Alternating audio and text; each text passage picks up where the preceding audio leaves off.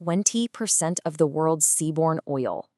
Okay, that's a staggering figure all on its own. But consider this.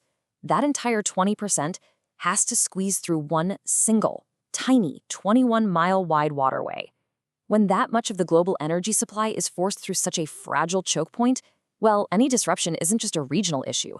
It's an immediate, absolutely massive worldwide crisis. Welcome to This Explainer. Today, we're going to dissect the unprecedented sequence of events that unfolded in early 2026, a crisis that, honestly, essentially brought the global economy to a complete standstill. We're going to dive into the facts, the data, and the just astonishing ripple effects of the 2026 Strait of Hormuz crisis. So here is our roadmap for today.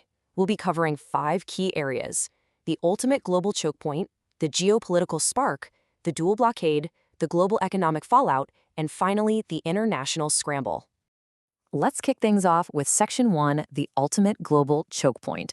The Strait of Hormuz sits right between Iran and Oman, and at its narrowest point, it is barely 21 miles wide. To put that into perspective, a marathon is 26 miles. You could literally run the width of this global artery in a morning. And yet, this incredibly tight ceiling sees roughly 20 million barrels of oil moving through it every single day. Because it's so narrow, it's incredibly easy to choke off, which honestly makes it arguably the most critical piece of maritime real estate on the entire planet. Now, you might be wondering who actually relies on this passage. Well, spoiler alert, it's not just one region. Multiple continents are completely tethered to it. Before the crisis, China was getting a full third of its oil right through the strait. Europe depended on it for 12 to 14% of their liquefied natural gas coming out of Qatar. And overall, a massive 84% of all crude shipments passing through were heading straight to Asian markets. But here's the kicker. It's not just energy. Up to 30% of the world's internationally traded fertilizers pass through here too. It is literally the lifeblood of global agriculture. All right, moving on to Section 2, the geopolitical spark. The escalation we saw in early 2026 was almost immediate. It started on February 28th, when the United States and Israel initiated coordinated airstrikes on Iran under Operation Epic Fury. This event actually resulted in the death of Iran's supreme leader, Ali Khamenei. Then, right after that, between March 1st and 3rd, Iran launched missile and drone barrages targeting U.S. bases in the Gulf, and they started targeting merchant shipping in the surrounding waters too. And then came the critical moment. On March 4th, Iran officially announced that the Strait of Hormuz was closed, warning that any ship attempting to pass would be attacked. So, a targeted military strike cascaded into a total maritime shutdown in less than a week. Let's look at Section 3, the dual blockade. What we essentially saw here were competing blockades, two nations actively choking the waters, but using completely different rules of engagement. On the Iranian side, their blockade involved deploying sea mines, using fast attack speedboats, and launching drones. They strictly forbade the U.S., Israel, and their Western allies from passing, but they specifically carved out exceptions for nations like China and Russia. Eventually, they even started charging tolls of over $1 million per ship. Now, on the U.S. side, after diplomatic negotiations, the Islamabad talks failed, the U.S. initiated its own blockade called Operation Project Freedom. The U.S. Navy focused on preventing ships from entering or exiting Iranian ports, and crucially, they began intercepting the merchant ships that had actually paid those $1 million tolls to Iran. The reality of these competing blockades? Complete maritime paralysis. 600. An estimated 600 tankers became trapped inside the Persian Gulf, along with roughly 20,000 stranded mariners. Just imagine the logistics of that for a second. Hundreds of massive vessels, fully loaded, simply floating out there, unable to move forward or backward. It was a total freeze of the shipping grid. This brings us to Section 4, global economic fallout.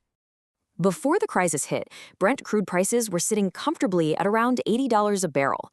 But as tanker traffic plummeted by a stunning 70% almost overnight, we saw the largest monthly increase in oil prices in history. By March 8th, it surged past $100, and at the absolute peak of the crisis, it hit $126 a barrel. And this wasn't just some abstract economic figure. This was an immediate shock hit that every single consumer felt directly at the gas pump. It literally pushed California gasoline prices over $5 a gallon in just the second week of March. But the hidden casualties went way beyond just oil. Helium, for example, which is absolutely critical for things like MRI machines in hospitals, saw a third of its global supply impacted because Qatari LNG production halted. That led to severe rationing. Aluminum prices surged because Gulf states had to cut their own output due to energy constraints. And remember that fertilizer we talked about earlier? The Gulf region produces half of the world's urea. The blockade caused fertilizer prices to spike 50%, right as the spring planting season for crops like U.S. corn was getting underway. The ripple effect literally touched everything from modern healthcare to the food on your dinner table. Experts universally describe this event as the largest disruption to world energy supply since the 1970s energy crisis. Think about that for a second. This wasn't a temporary dip. It wasn't a minor supply chain hiccup. This was a generational market shock that reshaped global trade dynamics practically overnight. Finally, Section 5, the international scramble. The global response to all of this was completely fractured. Basically, every actor was scrambling to protect their own interests. The United States took a highly assertive route, issuing strict ultimatums, targeting Iranian infrastructure, attempting to clear mines, and escorting ships. Meanwhile, the UK and France explored purely defensive multilateral naval missions to quietly escort merchant ships without escalating the war. India and Pakistan independently deployed their own naval destroyers, like India's Operation Urja Suraksha, specifically to safeguard their own domestic cargo. And on the diplomatic front, China and Russia utilized their power to veto UN Security Council proposals, arguing that the resolutions were biased and would only risk further military escalation. It was a completely fragmented global response to a shared worldwide crisis.